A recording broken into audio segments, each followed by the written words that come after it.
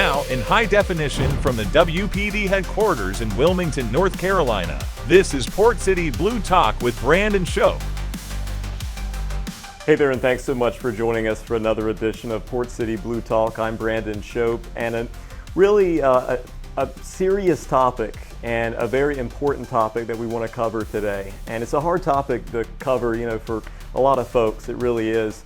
But today we've got the Carousel Center, the team from the Carousel Center here in Wilmington joining us, and I'll let you introduce yourself, ma'am. It's so good to meet you. Thank you. Yes, Thank ma'am. you. So my name is Laura. I am the development coordinator for Carousel Child Advocacy Center. So Okay. what that means is I work in development and I help to raise the funds and plan the events that help raise the funds so that the superheroes that I work with can do the work that they do for children. Yes, ma'am. Excellent. And so I guess when it comes to the Carousel Center, talk to us a little bit more about what you all do. So basically, we are a child-friendly, child-focused facility. We see the kids that have been physically or sexually abused or suffered a severe trauma within the Tri-County, Brunswick, Pender, and New Hanover counties. And we've been doing that for about 25 years. Next year is our 25th year in doing this work. And what that means is when there is a report of an abuse, one of these abuses, the child will come into our center as opposed to going to all the professionals in the community. So what that means is we have forensic interviewers, trauma therapists, our nurse practitioners, and our family advocates in-house, and then DSS, law enforcement. They'll come to us. And we will do the whole child medical exam, also known as a CME, with this team that we create to collect evidence and do a child medical exam, which is like a well visit when a child goes to the pediatrician, right in the office. And it's a little more child-friendly and child-focused as opposed to sending them out to all of these different places within the community for the child to go through and repeat their experiences over and over again. And the ultimate hope is not only that the child can tell their story one time, and it often isn't one time, but that one time and collect all the evidence, but also that the evidence is collected so well that if they do get to go to court, we can use that evidence instead of that child having to go to court themselves. That evidence holds up in court just as if they're testifying themselves. So now I'm just going to be honest with you. This is a topic that really hits near and dear to my heart. We know folks personally who have suffered at the hands of sexual abuse that are children. It's a horrible, horrific, just disgusting thing that a lot of families have to go through. And I think it's something that is obviously a harder topic to discuss. But what would you like folks to know about the importance of, prevention, tips maybe for parents? What would you like them to know about this? Well, in particular, the one thing that I think shocks everyone is that the national statistic is that 90% of these situations happen by people that the children know. And at Carousel, it's actually 96% of our cases are someone that the child knows. And that's shocking, especially growing up in the world of stranger danger, right? That is not actually the case. One in 4 young women and 1 in 6 young boys or men will suffer one of these traumas before the age of 18. And actually, I'm not even sure that's accurate. I think that's underreported because the average age of disclosure for a woman, for example, is 52. So we don't know about those experiences until they're older and more willing to or comfortable to talk about those things. Well, it's obviously, of course, excellent work that you all are doing, and it's very beneficial and key work for so many families that are affected by this in our region, here in the Cape Fear region. Tell me, Laura, a little bit about when it comes to how can folks in the community, how can they get involved to combat this? Well, first of all, it's going to be working with Rebecca on the prevention piece, but you all will hear all about that. As far as getting to know Carousel, if you want to understand the work that we do and get to know what we do, the best way I can suggest you doing that is, number one, kick the tires. Come see us, come learn about us. I can take you on a facility tour. I will let you I love when they get to meet the superheroes that I work with, and that those clinicians can actually speak to the work that they do. That for me is the greatest way to learn about what we're doing. So I can arrange that. They can reach out to me directly right at the center. And then also every February we do what we like to refer to as a friend raiser. It's called the Heart of the Matter. It's a luncheon that we do at the convention center. It's next year. It is at February 18th at the convention center. It's a Tuesday, and it's a free luncheon. It's free to attend. And what we do there is we really do have the opportunity to showcase the work that our team does, along with celebrating some of our community partners that do the work with us. So it's, again, a great opportunity for you to come host a table, have 9 of your friends, family, coworkers, neighbors, whomever, that may not know about Carousel, and then learn about us and disseminate that information out into the community. It's my favorite fundraiser of the year, and I think it is the best way to get to know who we are. And joining us right now is Rebecca Martin from the Carousel Center here in Wilmington. Miss Rebecca, thank you so much for being with us. Thank you for having me. Yes. Now, obviously, the work that you all are doing is, like we mentioned when we were talking to Laura here just a little bit ago, is so crucial for our community. Talk to me, please, a little bit about the obstacles maybe that you run into when you're doing your work. Child sexual abuse is a very uncomfortable, difficult topic.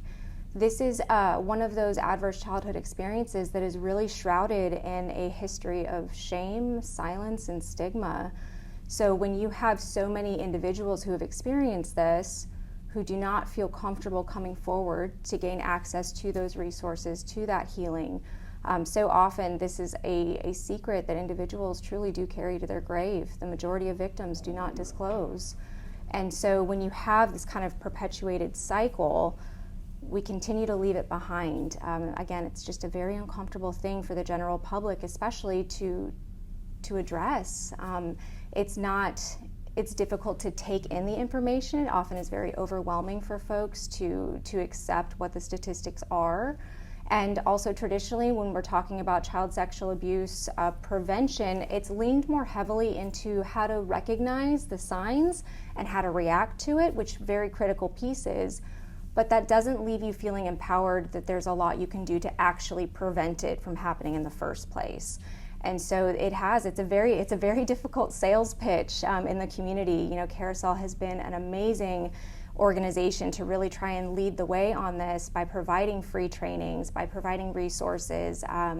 We have tried to be very creative with how we've promoted it, but it's a topic that, again, it's a very difficult sell. People either don't know that they need to know about it. It's not a topic that they necessarily identify with, or don't think it has anything to do with them or their children or their families, or they simply truly don't have the time or access to be able to put into becoming educated on how to prevent this issue. So tell me, Rebecca, a little bit about the partnership, obviously with the Wilmington Police Department, and the Carousel Center has a very strong partnership, a very critical partnership. Talk to me about that. So law enforcement is a critical piece of what we call our MDT, our multidisciplinary team. So as Laura had mentioned, they are a significant part of this child medical exam and the forensic interview and coming together to really rally around the needs of a child when they come in to the Carousel for those services. Now, in the prevention aspect, Wilmington Police Department, they actually were our very first police department that had us come in to train some of their officers. It really touched my heart because, again, you have these human beings that are working in a different part of prevention. It's not normally viewed as prevention, but what you are doing, the work that our law enforcement officers are doing, they are intervening to prevent future harm. Of course, and I guess, when it comes to the prevention aspect as well, are there any tips that you all would like to, share about prevention, I guess, to parents and maybe to guardians, to grandparents? There's so many risk factors out there, but the ongoing huge protective factor is communication and connection. Are you talking with your child about, everything from consent to body safety, using anatomically correct language for your body parts? Are you having this one-time conversation? Or are you having an ongoing conversation as your child ages? Do they view you as a safe person to come to when they have questions, when they feel uncomfortable? Have you identified other adults in your child's life that are safe adults so that if your child feels uncomfortable maybe discussing something with you, that they have other adults to go to? Because the last thing we want as parents or caregivers is to find out later that something happened and our kid didn't feel comfortable coming to us. We also don't want our kid going to Google, which is where a lot of kids feel left, that's the only place to access safe information. So this, again, drawing back to that shame, that stigma, children are very afraid of that. So we have to create safe environments where they can come to us to gain access to that information. The best thing that any of us as adults can tell a child right off the bat, it is not your fault. No matter what has happened, no one has the right to hurt you. It doesn't matter what the situation is. It doesn't matter what you've been told. It's not your fault. Also, there are adults, you are not alone in this. There are adults throughout this community that want to help you and want to connect you with resources. Adversity is not destiny. So something terrible has happened. That does not mean that this is your value. That does not mean that this is where your life is going to go. But we also want to rally around, there are so many people, we want to rally around that child. And so we want to get you connected to help and to resources, and we want to stop that pain. Also, you know, if you don't feel comfortable, number one, go to a safe adult. But if you feel that you don't have a safe adult, if you do feel uncomfortable, you can always call or text 911. Their National Center for Missing and Exploited Children, they also have a tip line that they can contact. There's a lot of online resources that children might feel more comfortable because they can access it via web or they can text. And so if you don't know what those are, you can also contact Carousel, and we can get you connected with a lot of those resources. The other thing that's so common nowadays is with sextortion. So if a child has experienced a threat, if maybe they have sent a nude photo or they've been threatened with the distribution of their photo, there's resources available. You do not have to comply with what that person is saying. You can get access to help, and so we can connect them with those resources. Carousel launched an initiative 2 years ago. We set a goal that we want to train 35,000 adults. Again, I don't care what you do for a living. We want to train 35,000 adults to prevent, to recognize, and to react to child sexual abuse. So we're addressing the issue head on. We have a free 3-hour workshop. We offer monthly sessions where folks can sign up on our website to come and participate. But the other part of it is if you have a connection to your church, to your business, if you know a business owner, a school, we can arrange group trainings, and that's how we've trained almost 6,000 adults so far, as we've done trainings on location, on site for staff. Again, this is provided entirely free of charge, but education is critical. That's the first step. Once folks have taken our training, we invite them to join our local coalition. We just launched a coalition to prevent child sexual abuse, and this offers 2 opportunities to get involved for any community member. And joining us right now is Officer Lynn Hartley with the Community Engagement Unit here at the WPD. Lynn, always good seeing you. You too, Brandon. Thank you for having me. Yes, ma'am. So obviously, you know, we just talked with the folks from the Carousel Center about, you know, child abuse prevention efforts, the resources that they provide. Talk to me a little bit more about the primary prevention. You know, why is it important for law enforcement to get involved in that? It's very important for law enforcement to get involved in the education portion of it, because we have contact with so many people in our communities.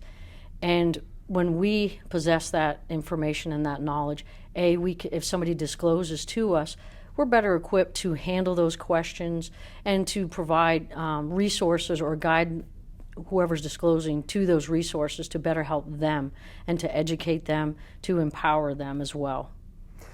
Fantastic. And talk to me a little bit about the WPD's partnership with the Carousel Center. From the police perspective, talk to me about that. I met Rebecca probably about a year or so ago at an event. She was telling me about what Carousel does and all the resources they have, and she offered the training Stewards of Children. So we were able to have her come in, do the 2.5-hour long training with some of our officers. And I think that is a great start for us. But I really think from the information I got from that training is so valuable for officers, because we don't all come into this job educated on child sexual abuse. And it's so important for us to understand it. And if we can get each and every officer in our department trained on this, it makes us better when we interact in the community. And hopefully people, and especially children, if they do disclose to us, we are better equipped to help them and guide them in the right direction. And to eventually, if it does go to court, to put that perpetrator in jail. What has been the biggest, benefit, or maybe even the biggest success that you have seen, you know, when it comes to your time in policing by working with organizations like the Carousel Center, you know, for not only the enforcement, but like you said, the prevention as well. When you have organizations like the Carousel Center, who are the behind-the-scenes heroes for our children in our community, and how they help children, that knowledge, when a child or even an adult possesses that knowledge and now knows where to go for resources, that is huge for them, and it empowers them, and it helps them as they go further in life. But if you don't know about it, then it's not as powerful.